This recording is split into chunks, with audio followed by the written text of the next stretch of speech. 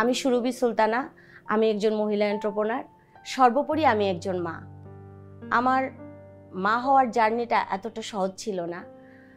আমি মা হওয়ার জন্য আমাকে অনেকটা অপেক্ষা করতে হয়েছে।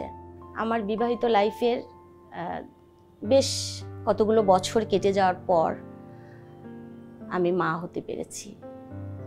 আমি মা হব এটা কল্পনার মধ্যেও ছিল না। আমি যে মা হতে পেরেছি এটাই ছিল আমার জীবনের সবথেকে বড় পাওয়া। আমি আল্লাহর কাছে সবসময় চাইতাম যে আমি যেন মা হতে পারি, আমার মাতৃত্বের স্বাদ যেন আমি নিতে পারি। আমি মা হওয়ার আগে আমি চাকরি করতাম। আমি একটা কলেজে বিএড কলেজের লেকচারার হিসাবে। তো যখন আমি কনসিভ করি, যেহেতু অনেক বছর পর, আমি একটা সেকেন্ডের জন্য ভাবিনি যে আমি চাকরিটা করব। আমি সঙ্গে সঙ্গে আমার রিজাইন লেটার দিয়ে দিই। আমাকে জানানো হয়েছিল যে আমি যেন পরে এসে আবার জয়েন করি, কিন্তু আমি আর জয়েনও করিনি। কারণ আমি চেয়েছি আমার বাচ্চাটাকে আমি সম্পূর্ণ আমার নিজের মতো করে, নিজের হাতে খাওয়া থেকে শুরু করে তার এভরিথিং আমি করব।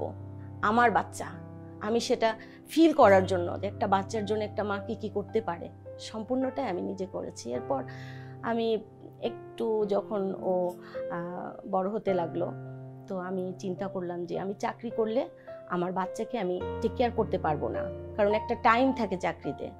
তাহলে আমি কি করতে পারি? তখন আমার মাথায় আসলো যে আমি যদি বিজনেস করি, ব্যবসা শুরু করি, প্রথমে ঘর থেকেই শুরু করি, যেটা আমার বাচ্চাকে আমি দেখতে পারি। আমার বাচ্চা হওয়ার পর আমি কাজ করাটা আমার জন্য একটা চ্যালেঞ্জের পর্যায়ে চলে আসে, যে আমি কিভাবে আমার বাচ্চাকেও দেখব, আবার আমি কাজও করব। সেক্ষেত্রে আমি চাইতাম আমার বাচ্চা সবসময় আমার কাছেই থাকুক, আমি তাকে দেখভাল করি সম্পূর্ণ। এজন্য আমি ওকে নিজেই নিয়ে আসতাম।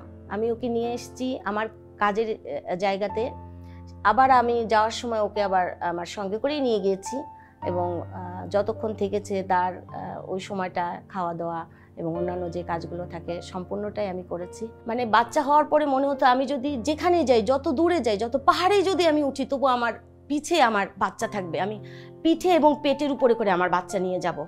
আমি প্রত্যেকটা সময় ঠিক এভাবে করেই আমি আমার লাইফে পার করে গেছি। আমার বাচ্চাকে আমি হাতছাড়া করিনি, একটা দিনের জন্য না, একটা সেকেন্ডের জন্য না। ইভেন এখন অবধি পর্যন্ত ও বড় হয়ে গিয়েছে, আমি প্রত্যেকটা টাইম আমি ওর সাথে থাকি, এবং কোথাও গেলে আমি যাই, আবার আমি কোথাও গেলে ওকে নিয়ে যাই। বিশ্ব মা দিবসে সকল মায়েদের প্রতি আমার সম্মান, ভালোবাসা এবং শুভেচ্ছা রইল। লঙ্কা বাংলাকে অসংখ্য ধন্যবাদ এত সুন্দর একটা উদ্যোগ নেওয়ার জন্য।